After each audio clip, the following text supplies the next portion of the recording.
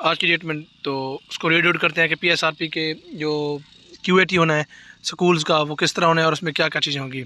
महतरम, पीएसआरपी phase 2 lesson seize उनके लिए हमारे पास ये वाला जो नोटिफिकेशन उनके लिए आया है, जो उसमें ये बताया ये गया है कि आपका जो क्यूएटी है वो कब होगा और किस तरह होगा और उसमें जो चीज़ें हैं वो क्या होंगी।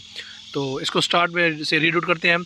आपको मुतल्ला किया जाता है कि पीएसआरपी फ़ेज़ 2 का बेस लाइन क्यूएटी बराए तालीमी साल 2025-26 फरवरी के आखिरी हफ्ते या मार्च के 2026 के पहले हफ्ते में लिया जाएगा। मज़ीद बराए हतमी तारीख का ऐलान बाद में किया जाएगा।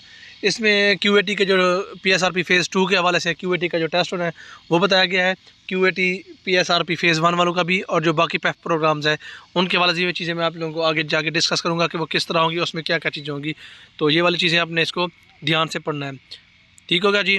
तो इसमें जो पहला हमारे पास पॉइंट है, पॉइंट ये है कि हमारे पास कंटेंट बुक में दिए गए सिलेबस में से 31 दिसंबर तक का सिलेबस बेस लाइन क्यूएटी में शामिल होगा। मतलब ये है कि जो पैफ की वेबसाइट पर जाएंगे तो जैसे आप लोग उसकी वेबसाइट खोलेंगे तो आपको कंटेंट बुक मिलेगी, हर क्लास की कंटेंट बुक होगी और उसी हर क्लास का जो कंटेंट बुक है उसको आपने खोल लेना है।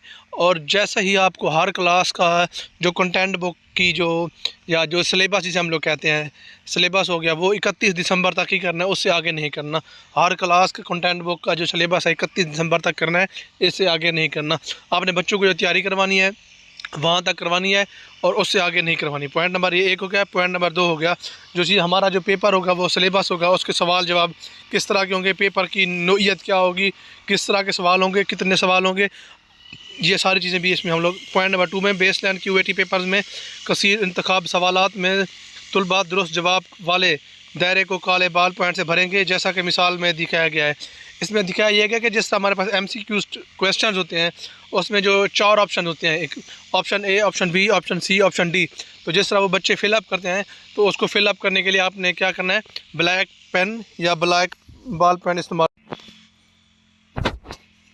ठीक होगा जी। इसमें ब्लैक पेन या ब्लैक बार पेन इस्तेमाल करनी है, जिस तरह ये हमारे पास ऑप्शन में दिखाया गया कि इसमें आपने इस बच्चों को किस तरह भरना है। ठीक हो गया, ये ऑप्शन नंबर 1 हो गया। फिर हमारे पास ऑप्शन नंबर 2 भी हो गया। ऑप्शन नंबर 3 की बात करते हैं। तमाम स्कूल्स के लिए बेस लाइन क्यूएटी में शामिल होना लाजमी है। किसी भी स्कूल के क्यूएटी में गैर हाजिरी की सूरत में इस स्कूल को फेल समझा जाएगा और दोबारा किसी भी सूरत में मौका नहीं दिया जाएगा।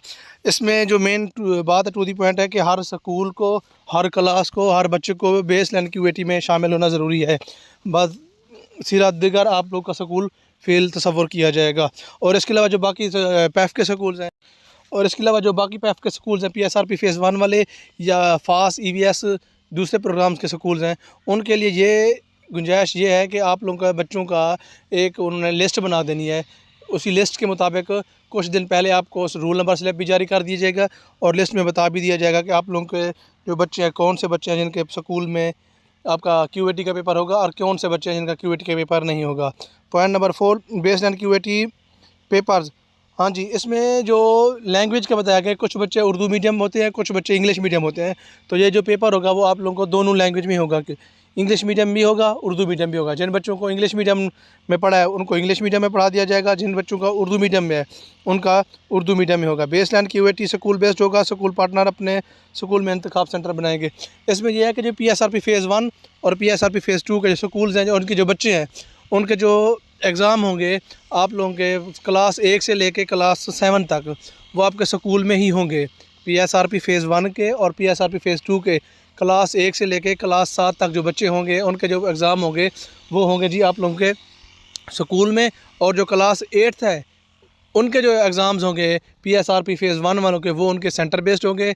इसके अलावा जो पैफ के बाकी स्कूल हैं, जिस तरह ईवीएस हो गया, एफएएस फास हो गया और दूसरे प्रोग्राम पीएसएसएसपी हो गया और देगा जो प्राइवेट स्कूल्स हैं, उनके जो पेपर होंगे वो सिर्फ़ और सिर्फ आप लोगों के सेंटर बेस्ड क्यूएटी होगा। जैसा कि क्लास 1 से लेकर क्लास 7 तक पैफ के स्कूल्स हैं, ईवीएस, एनएसबी, फास, उनके लिए 8 किलोमीटर के दायरे के अंदर ही आपके सेंटर बना दिए जाएंगे और उन्हीं सेंटर्स में से ही आप लोगों के बच्चों के जो पेपर होंगे उसी के पेपर ही होंगे।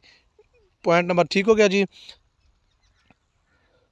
पॉइंट नंबर 7, क्लास सोम से वही है कि हमारे पास जो क्लासेस होंगी जी, कौन सी क्लास होंगी, क्लास 3री, 4थी, 5वीं, 6ठी, 7वीं, इन क्लास का जो पेपर होगा वो रिटर्न टाइप में होगा। ठीक हो गया। और जो क्लास 1 है और क्लास 2 है, इनका जो QAT होगा वो आपका ओरल टाइप होगा। इसमें ऐसे स्कूल जिनमें तलबा की तादाद 30 या 30 से कम है, ऐसे तमाम स्कूल के तमाम तलबा का बेस लाइन QAT होगा।